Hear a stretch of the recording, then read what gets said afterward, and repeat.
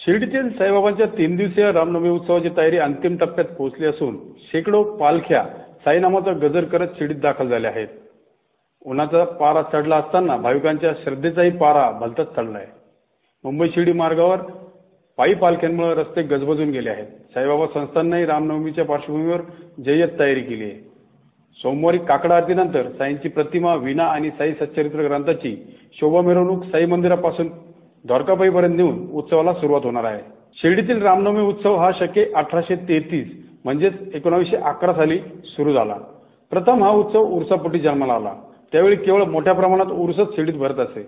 मात्र साईभक्त भीष्म यांनी हा उरुस रामनवमी उत्सव म्हणून मोठ्या प्रमाणात साजरा करण्याची साईबाबांना विनंती केली।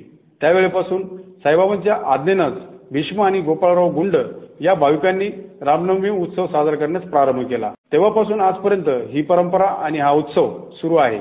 यंदाच्या शिर्डीतील रामनवमी उत्सवाला 106 वर्ष पूर्ण होत आहेत।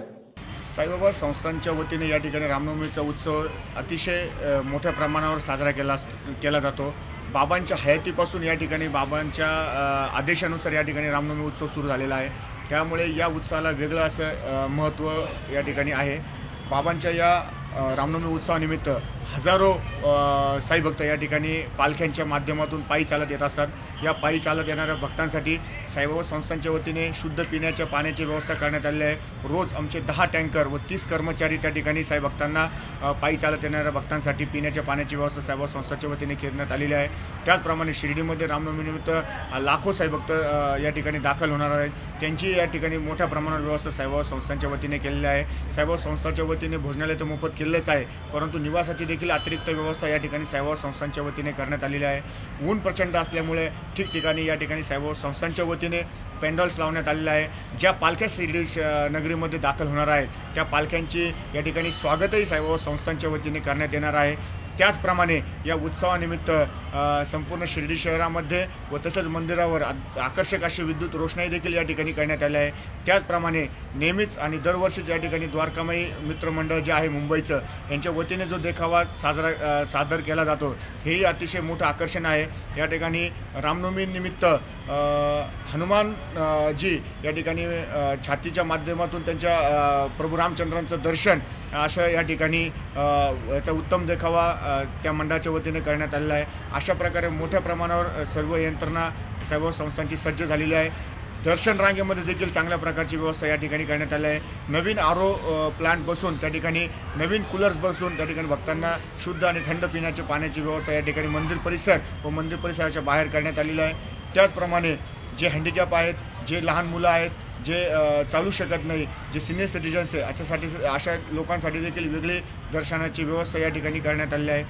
त्याचप्रमाणे या ठिकाणी ज्या पायी पालख्या येत आहेत त्या पालख्या चालत येणाऱ्या भक्तांसाठी देखील आम्ही वेगळे टाईम स्लॉट दर्शनची व्यवस्था या ठिकाणी करण्यात आली आहे। मी सर्वांना विनंती करेल की या बाबांनी सुरू केलेल्या रामनवमी उत्सवामध्ये लाखो साई भक्तांनी सहभागी व्हा।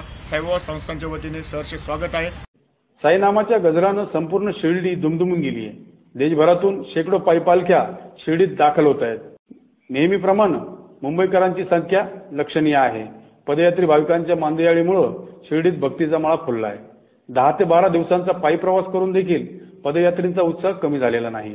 कडक उन्हात देखील भाविक पायी चालत आहेत। पदयात्रींसाठी दानशूर भाविकांनी पाणी, शीतपेय, शामियाने आदींची व्यवस्था केली आहे।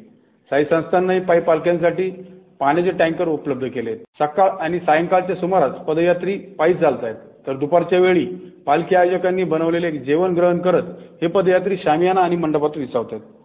काही भाविक तर उन्हाची पर्वा न करता शिर्डीकडे मार्गस्थ होत आहेत। साई दर्शनाची आस प्रत्येक भाविकामध्ये दिसून येते। जी पालखी आहे साई सेवक मंडळ दादर, जवळजवळ 38-40 वर्ष पालखीला झाले। तेव्हापासून बाबांचा जो उत्सव आहे तो इकडे साजरा करण्यासाठी मुंबईवरून भरपूर पदयात्रा म्हणून पालख्या निघतात। त्यानिमित्ताने इथे भरपूर मोठा उत्सव साजरा करतात आणि बाबांची श्रद्धा भरपूर आहे। आमच्या जे साई सेवक जे पदयात्री आहेत त्यांच्यावर, त्याप्रमाणे भरपूर लोक येऊन इकडे श्रद्धेने येतात आणि श्रद्धेने दर्शन घेऊन रामनवमीचा उत्सव साजरा करतात। आमच्यासाठी फार मोठा उत्सव आहे। म्हणजे कसं आपले जे निशाण असते पालखीचं ते सकाळी जरा लवकर आपण उठला प्रयत्न केला तर आपला तो उन्हाचा त्रास आहे तो कमी होतो। म्हणजे त्याच्यासोबत आपण चालत राहिलं, पालखीचं निशाण असते त्याच्यासोबत चालायचं तर उन्हाचा त्रास पण कमी होतो आणि आपल्याला काय असं वाटत नाही, म्हणजे चालताना काही त्रास होत नाही। तर एकदम असं मागे उशिरा उठलं तर मग एकदम खूप त्याचा त्रास होतो उन्हाचा असं. म्हणजे लवकर हा लवकर जे निघालं की जरा असं पाण्याचे टँकर वगैरे त्यांची व्यवस्था साईबाबा संस्थांची वगैरे सगळं पाण्याचे टँकर वगैरे त्यांची व्यवस्था म्हणजे भरपूर असते म्हणजे पूर्णपणे सुरुवात होते. उत्सवाच्या निमित्तानं साई मंदिरात आकर्षक फुलांची सजावट करण्यात आली तर मंदिर परिसर आधुनिक रोषणाईनं नटला आहे. रामनवमी उत्सवानिमित्त मुंबईतील द्वारकामाई मित्र मंडळाच्या वतीनं भव्य प्रवेशद्वार उभारलं असून या प्रवेशद्वारावर रामभक्त हनुमानाचा 50 फुटी देखावा साकारण्यात आला आहे. या देखाव्यात राम आणि सीता यांच्यावरील आपली भक्ती बजरंगबली प्रकट करताना दिसत आहे. हा देखावा भाविकांच्या आकर्षणाचा केंद्रबिंदू ठरला आहे. गणेश भालेराव, माय न्यूज, शिर्डी.